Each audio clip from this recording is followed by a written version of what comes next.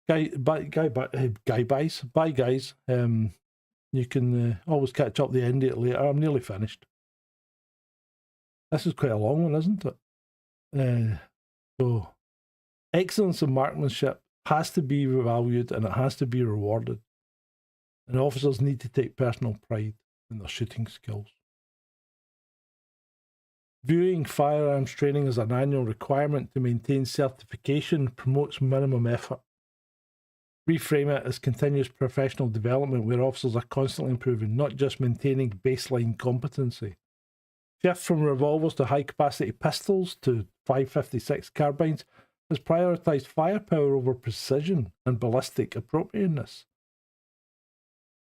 Modern training must emphasise weapon selection appropriate in the tactical environment, not just deploying the most powerful weapon available. We need to get away from this Hollywood thing where cops are shooting at people. If you're doing it right, shooting a guy once or twice if it's a double tap. Anything over 25 metres, you're shooting them once. You're not double tapping at that range. Some of the training degradation stems from risk-averse management cultures that minimise firearms deployments. But if officers are genuinely confident in their competency, through rigorous training, including understanding their weapons' ballistic characteristics, decision makers can be more confident in authorising deployments when necessary. What won't fix the problem? More PowerPoint training. Additional classroom instruction and tactics and legal frameworks is not a substitute for live fire practical training. Cannot PowerPoint your way to accurate shooting. Better equipment? What do you need? What do you need that's better than a Glock 17? What's better than a G36C? You know? What's better than an MP5? Newer guns or fancier optics won't solve the problem. Won't compensate for inadequate training. Won't compensate for stupidity. We had a firearms instructor put 2 rounds into a banister because he was using a red dot optical sight in his H&K MP5. And while the optical sight was above the banister, the barrel was against it almost. He put 2 rounds in quick succession into the banister. Henceforth, he was called Roger Bannister. Prosecuting the officers who shot Adrian Daulby might satisfy public anger, but it won't prevent future tragedies. It's a training failure. Inadequate inaccuracy standards. Insufficient hours and apparently inadequate ballistic training regarding over-penetration risks. Fix the system, not just the individuals.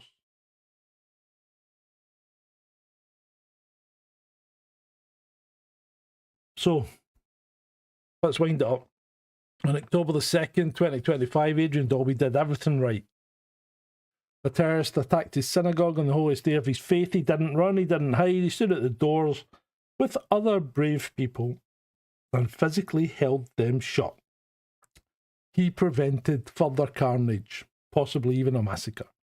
He was a hero in every sense of the word, and he was killed by the people sworn to protect him. Not because those officers were incompetent or malicious, but because the system that trained them had been systematically degraded over decades.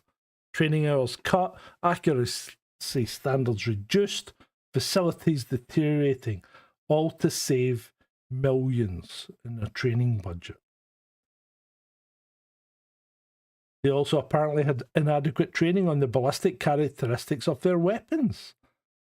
Over-penetration risks of firing 5.56 NATO rounds through even solid wooden doors,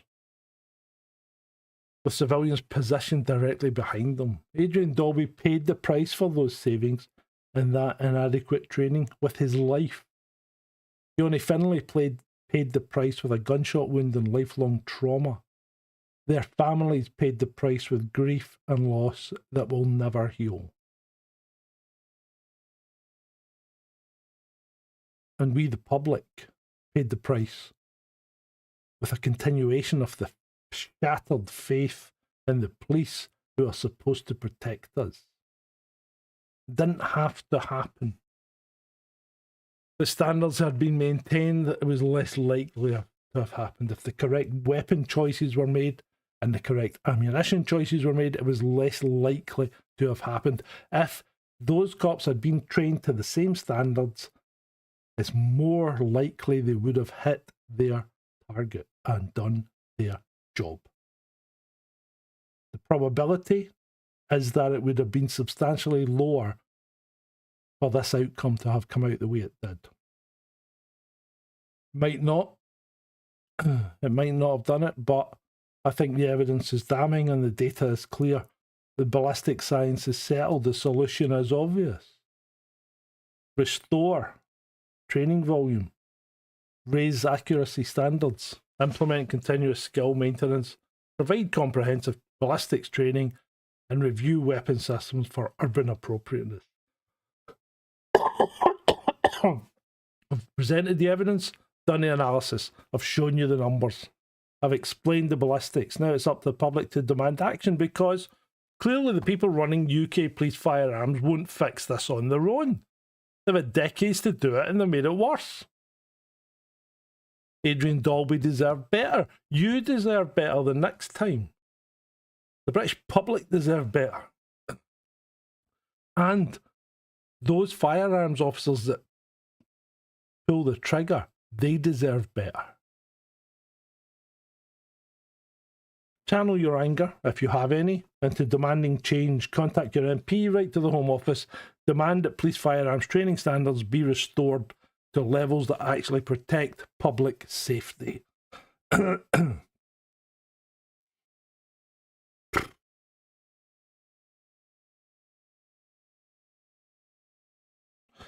think that'll do us for tonight. Rest in peace, Adrian Daulby. Rest in peace.